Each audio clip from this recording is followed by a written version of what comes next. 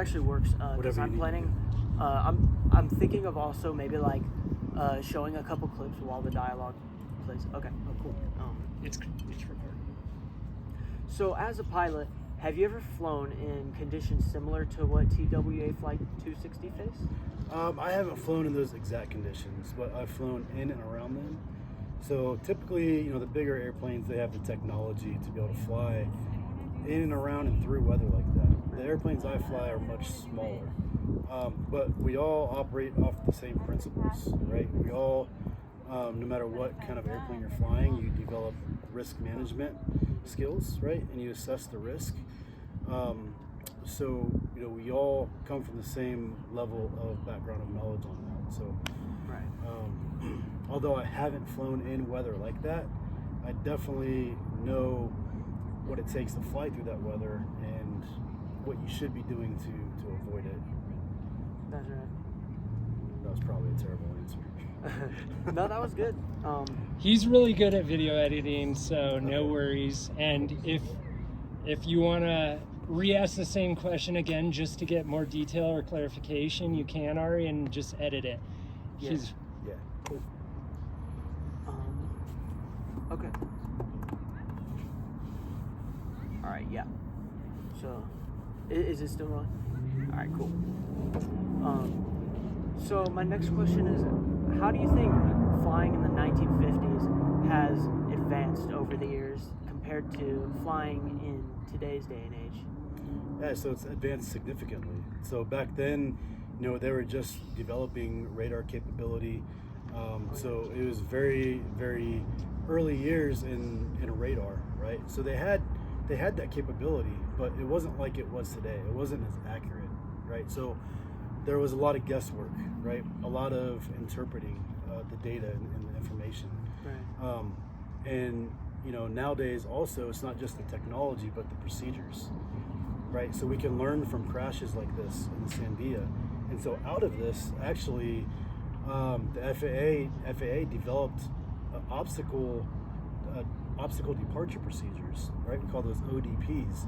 So now when we fly out of Albuquerque and we need to fly over these mountains, they have very specific rules and departure procedures that we fly and follow to make sure that we're avoiding terrain, right? We can fly through the weather.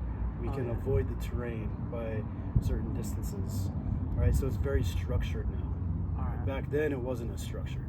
Oh, yeah. Well, that's good. All right. And I'll look at my next question. Nice. Both of you. Okay, yeah.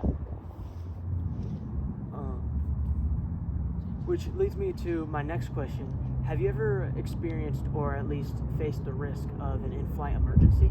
I have, actually. Yeah.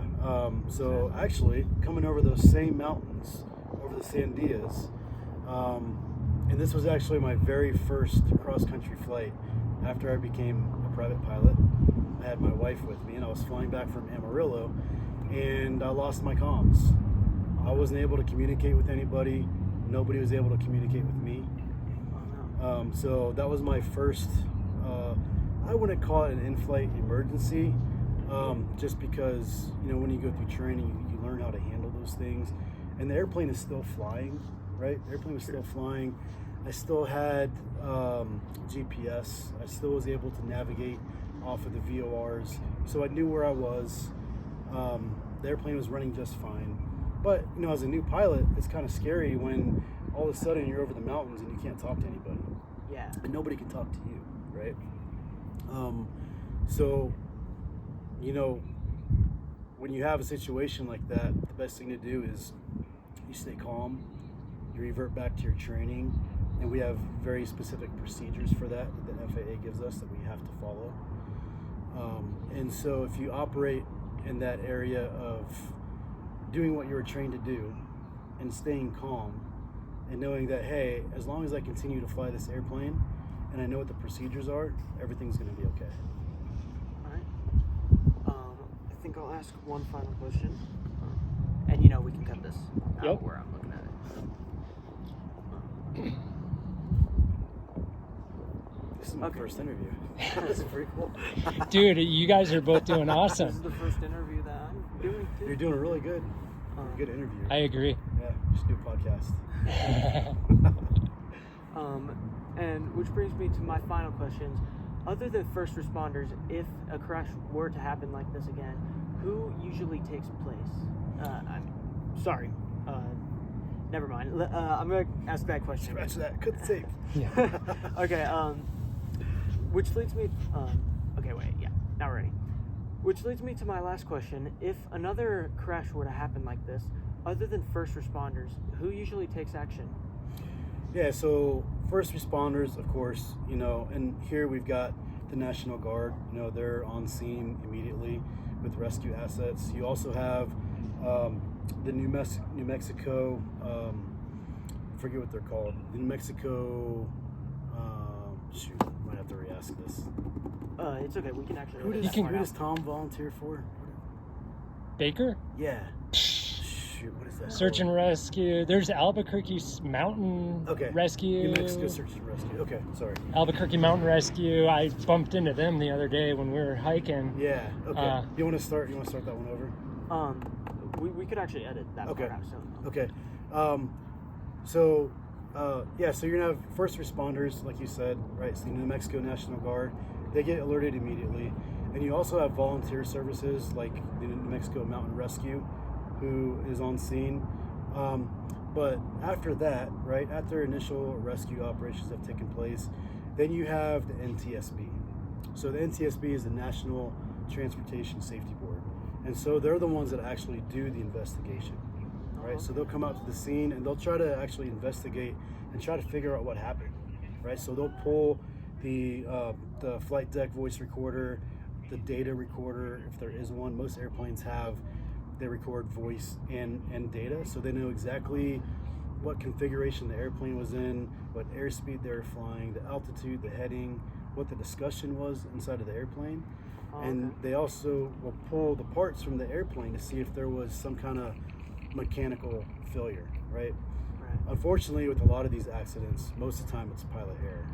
Oh, yeah. But that's what the NTSB, they're going to pull all this information together and investigate and try to find the answer to the problem so we can prevent this from happening in the future. Right. So when we had the TWA crash in the Sandias, that actually set the precedence for, hey, we need procedures to be able to clear the mountains and the weather, right? Yeah.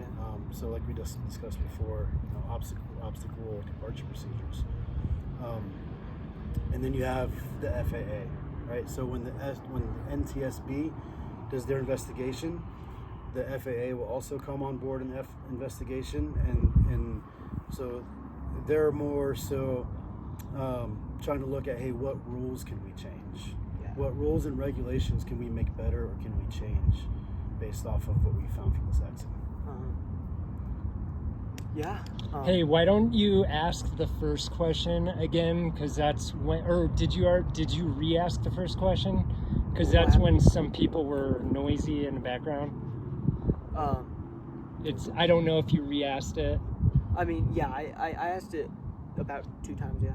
Okay, and then if Aaron says FAA, you could put in subtitles at the bottom, Federal Aviation Authority, NTSB. Administration. Yeah.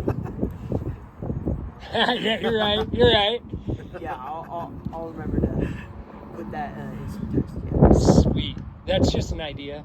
Yeah. But I hope the audio quality worked out. Wait, we could do like a outro. Yeah, outro for sure, bro. Oh crap! I just changed the angle. Oh, that's all right. Okay, outro. Well, that concludes today's interview. Thank you for answering my questions. Yeah, thanks for having me. It's a pleasure. Yeah, it's a pleasure to talk to you too. Sweet. All right. I don't know if you're